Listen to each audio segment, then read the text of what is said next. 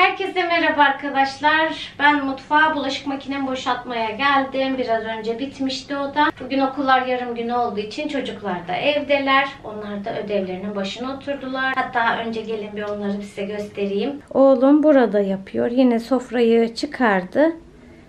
Oğlumun imajı sorgulanmasın. Biliyorsunuz artık bizi yıllardır takip edenler. Benim oğlum yazın berede takar. Kışın güneş gözlüğüyle evde de oturur. Bugün de bu şapkayı çıkarmış takmış. Altta böyle onu sıkınca kulakları havaya diken şey var ya, o pompa. O pompaları da oğlum kas yapmış. Gördünüz mü? Bluzun içinden sokmuş, omuzlarına koymuş, onu kas yapmış. İyi dersler bir tanem. Sağ ol. Derinim de burada çalışıyor. Malum biliyorsunuz sınav haftası olduğu için daha da fazla yorulacak bu hafta sanırım. Allah'ım kolaylık versin tüm öğrencilere. İçinde evlatlarım da olmak üzere inşallah. İyi dersler bebeğim sana da. Sağ ol. Ben de şimdi makinem boşaltacağım dediğim gibi. Yalnız kızımla kombinimize ne diyorsunuz? Dün AVM'ye gitmiştik. Böyle tatlı falan yedik hep beraber yemek sonrası dün akşam. Emrah dedi ki canım düdüklü tencere sıkıntı çıkarıp duruyordu. Kapağı falan da sık değişti, contası falan değişti. Emrah da dedi yani düdüklü tencere şakaya gelmez. O yüzden gel dedi, düdüklü tencereni gelmişken alalım. Karaca'da istediğim vardı diye. Birkaç markada kalmıştı aklım. Hani o mu olsa bu mu olsa falan diye. İlk sıralarda aslında bu Fisler mi nasıl okunuyor bilmiyorum ama o marka vardı ama. Ya onun da kulp olayı falan uzun ya böyle. Saklama alanı olarak yer kaplayacağını düşündüm. O yüzden ondan vazgeçtim. Yani onun fiyatına Karaca'dan Allah bismillah. Karaca'dan ikili olarak aldım ve yine onun da patlamama garantisi var. İnşallah. Yani Allah bilir tabii ki sonuçta. Allah yapısı değil, kul yapısı tabii ki de. Hiçbir şeyin garantisi yok %100 tabii de. Hani öyle garantiler veriyorlar ya işte. Karaca'daki o tencere de öyleymiş. Yani ben gerçi genel olarak düdüklü kullanırken zaten çok dikkatli kullanırım. Normalde biliyorsunuz ocağın altını kapatırlar. Suyun altına falan koyarlar biliyorsunuz. Ben mesela ona da hiç güvenemem. Beklesin, hiç acelem yok. Ocağın altını kapatırım, öyle beklerim. Normalde sabırsız ben. Bunda sabırlıyım arkadaşlar. Çünkü ben de korkuyorum, yalan yok. Hemen pişirdiği için falan kolaylık olduğundan arada da kullanıyorum. Kuru fasulyeye, nohuta, bazen tavuk haşlamaya falan. Az bir şey haşlayacaksam ona bile düdüklü kullanmam biliyorsunuz zaten beni. O yüzden de belki de hani Fislere tek bir tanesine o kadar çok para vermeyeyim dedim. Bu tencerenin de yorumları çok iyiydi kısacası. Bundan aldım. Daha açmadım da beraber açacağız. Kullandıkça da yorumlarımı yaparım. İnşallah güzel çıkar. Bunlar da şans işidir ya böyle. Siz yıllarca kullanırsınız. Bir şey olmaz. Aynısını bir başkası alır. 2 günde bozulur, kırılır. Küçük ev aletlerinde falan da öyledir mesela. Mesela Simbo'nun bir ürününü birisi alıyor, yıllarca kullanıyor, boş alıyor, 2 günde bozuluyor. Dediğim gibi bu tarz şeyler tamamen şans işi yani. Videoya sakladım. Dedim zaten geç geldik. Hiç dedim şimdi onun pisliği misli olmasın dedim akşamın bir vakti. Geç geldik AVM'den çünkü tatlı falan ye. Ondan sonra LC'ye girdik. Kutay'ın yarın 29 Ekim için gösterisi var. Onun için Atatürk'lü bir bluza ihtiyacı vardı. Hem onu alalım dedik. Hem bunu görünce zaten Derin'e bundan almıştım. Çok hoşuma gitmişti. Görürsem alırım diyordum. Derin de biliyorsunuz aynı böyle kombin giymeyi sever. Özellikle ev giyiminde falan. Onun da hoşuna gidiyor. Öyle aldım ben de. Gelince de kısa programda hemen çalıştırdım. Kurutmaya da attım. Sabah giyindim hemen bunu. Evet ettim çocuk gibi. Çocukların da çok bir ödevi yok. Daha doğrusu Derin'in ödevi yok. Bu hafta sınav haftası olduğu için öğretmenleri ödev vermiyorlar o hafta ki sadece sınava çalışsın çocuklar diye. Ama Derin'in şeyi var. Bugün dershanesi. Yarın yok. Tatil. Bugün gidecek ama dershaneye. Tamamdır. Ben 4 ve 6 litrelik olan bu Quick Safe modelini tercih ettim. Yorumları çok güzeldi. Oradaki arkadaş önce annesini almış. Annesinde görüp çok memnun kalınca kendi çeyizime de aldım dedi. Şöyle bir açalım. Şöyle normal tencere olarak da kullanabileceğiniz için bir tane kapak bu şekilde. Diğeri de işte düdüklü tencere kapağı. Oy, bir de ağırmış ki. Bu büyük olanı. 6 litrelik olanı bu. Şu şekilde.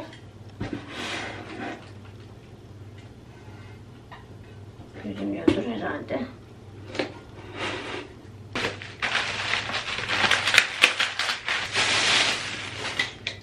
Şu şekilde, bu da düdüklü kapağı.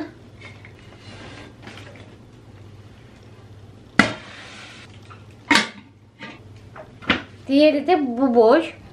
Şöyle görebilirsiniz. Benim genelde kullanacağım boy budur arkadaşlar. Normalde de zaten benim her zaman kullandığım düdüklü tencerem 4 litrelik olandı ve gayet bizim için yeterli.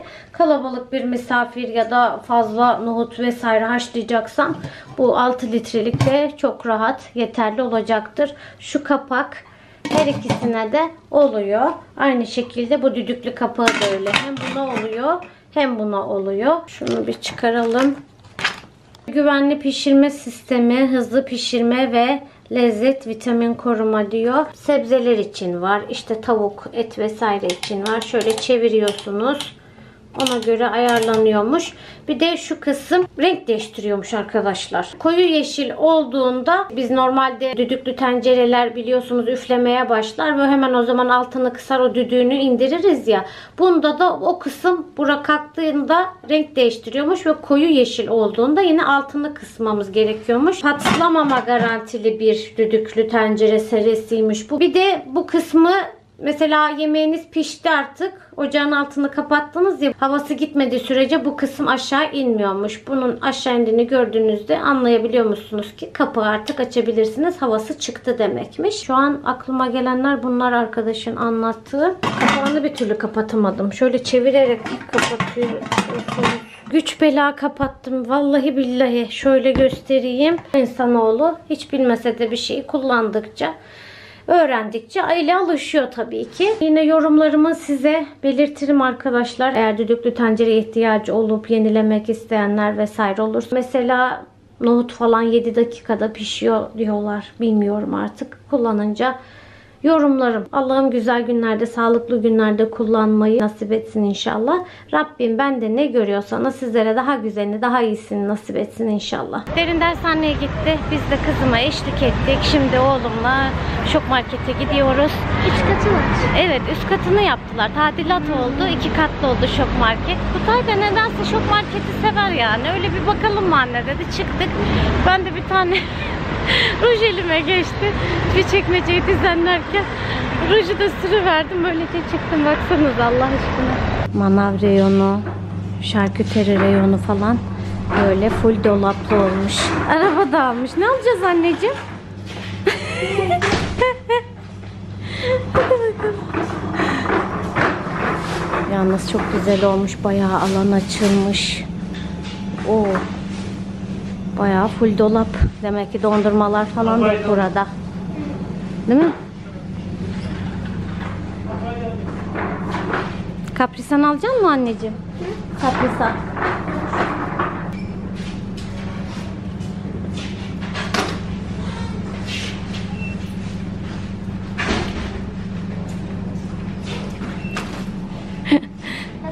Hazır mısın? Bu sevdiğimiz köfteden var. Arkadaşlar biz bundan bir aldık. Daha da bulamadık vallahi. Bulmuşken alalım mı annem? Olur. En sevdiğim köfte. Evet, çok güzel bir köfte. Teşekkür ederim. Benim oğlum boş araba almamış. Çok güzel olmuş böyle dolap. Alan açılmış bayağı. Patlamış mısın? Alabiliriz.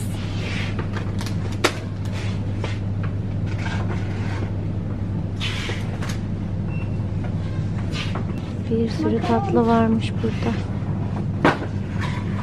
Antep fıstığı, çikolata. Evet, çeşit Böyle çeşit. makaronlar var. Aktüeller falan. Yiyecek dışı burada herhalde.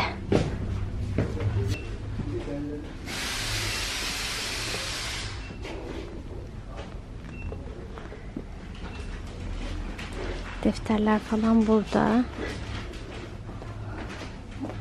Keşke birçok market böyle olsa. Yani en azından nerede hepsi daha belli buralarda. Bir tane Baby Life varmış arkadaşlar.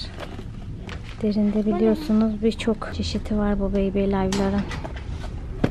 Star Wars. Gördün mü oğlum? Neydi bunun adı? Baby Yoda. Baby Yoda. Çok tatlı. Bir de bunun kuklası varmış. Öyle mi? Lego ile kendin yapıyorsun gözlüğü.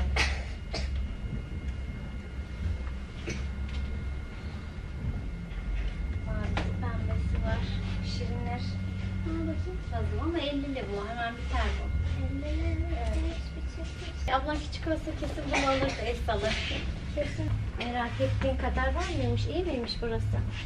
Biz eve geldik arkadaşlar. Oğlum orada bunu gördü ve çok ama çok beğendi. Aslında ben Derine de Baby Alive'ı bir alsam mı dedim. Sonra Derin ilgisini çeker mi çekmez mi bilemedim.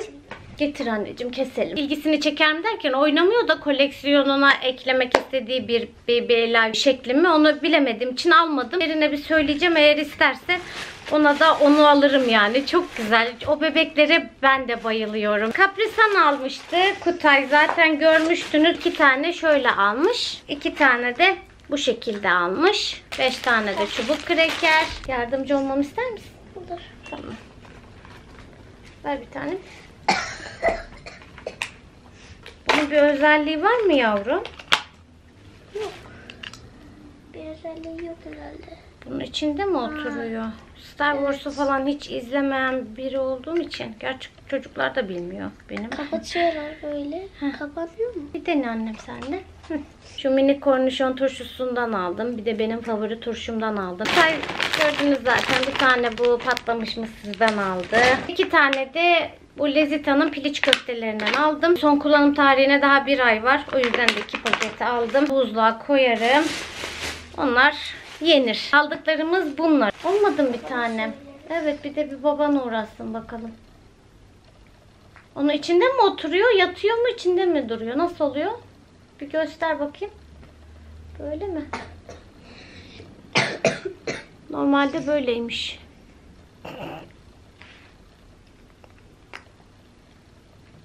Al bir tane. Ay nasıl mutlu oldu. Yerim ben seni. Çok güzel. Kutay'ın yine burnu akıyor. Öksürüğü de var. Ha, bu arada size bir tane öksürük için bir şey göstereceğim arkadaşlar. Gerçekten çok faydası var. Evet, Kutay onun ismini ne koydu? Anne mucizesi. Anne mucizesi koydu. Gerçekten onu yediğinde öksürük gidiyor. Kutay'ın alerjik gibi şu an burun akıntısı, öksürük böyle üşütmekten ziyade, ama hasta olduğu zaman da öksürdüğü zaman da vermiştim. O zaman da işe yaramıştı. Sizin de karşınıza çıkmıştır. Bal, limon damlatıyorsunuz içine ve sarımsak eziyorsunuz ya da rendeliyorsunuz. Onu karıştırıyorsunuz. O karışımımı hazırladım. Sabah verdim bir kaşık. Bir kaşık derken bir çay kaşığı veriyorum. Bir çay kaşığı da akşam vereceğim ve gerçekten faydası var arkadaşlar. Böyle çocuklarınız evet öksürdüğü zaman falan bir deneyin yani. Dediğim karışımı da size göstereyim. Sonra burayı da toplarım. Şöyle görüyorsunuz. Çok fazla yapmıyorum. Birkaç kez yesin, bitsin. Sonra taze taze yeniden yaparım diye. Dediğim gibi bal, küçücük bir diş sarımsak ve limonu sıktım, şöyle güzelce karıştırdım şu kıvamda. Sabah akşam şöyle bir çay kaşığı veriyorum öksürdüğü zamanlarda. Yani bunu birkaç kez denedim, yaptım ve bence işe yaradığı için de sizinle de paylaşmak istedim. Malum mevsim, hastalık mevsimi. Özellikle çocuklarımız okullarda daha da çabuk hasta olabiliyor. Hele bağışıklık zayıfsa. Elimizden geldiğince evde yedirebileceğimiz sebzeler, meyveler, artı takviyeler de versek de bir şekilde hasta olunabiliyor. Vitamin de kullanıyoruz. Bilmiyorum, görmüşsünüzdür. Belki bunu da göstermek ne kadar doğru ama multivitamin kullanıyoruz. Ama dediğim gibi öncelik olarak yediği şeylerden o vitamini alsın diye uğraşıyorum. Yani artı olarak bunlar da oluyor yani. Tamamdır. Çay tabağını kapatıyorum. Çünkü bunu 2 sefer daha yese bu zaten bitecek. Kaldı ki biraz öksürüğü arttı şu anda. O yüzden bir kaşık şimdi veririm. Bir de yatmadan da veririm. Aldıklarımı yerleştirdikten sonra oğlumla şöyle biraz oturdum. Sonra geleyim de bir tatlı yapayım dedim.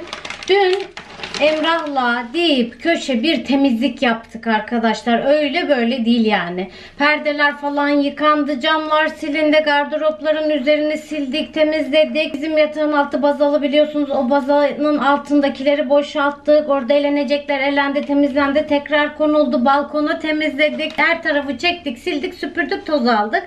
Mis yaptık anlayacağınız yani. Balkonda temizlerken bu çıktı. Biliyorsunuz ben kışın kiler gibi kullanıyorum balkonumu.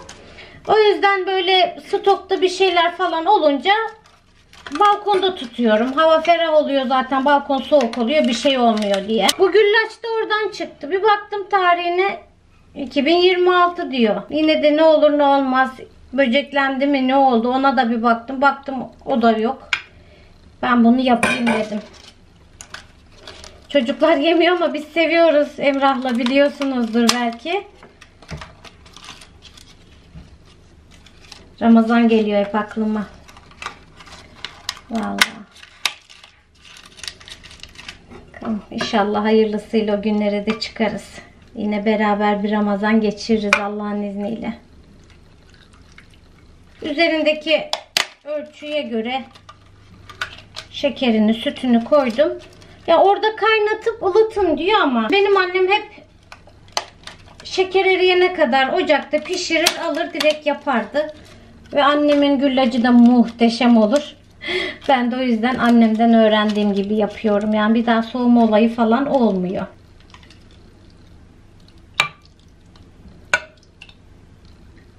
Bir kata da ceviz koyalım şöyle.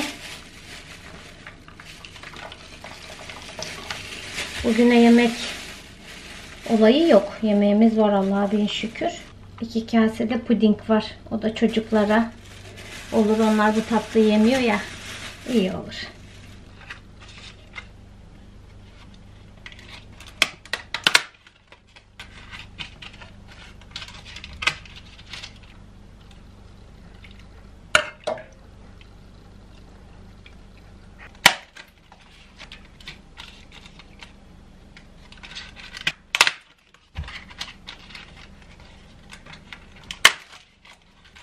Geri kalanını hep boşaltacağım için koyayım dedim.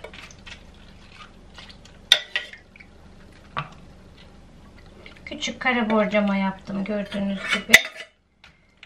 Tamam.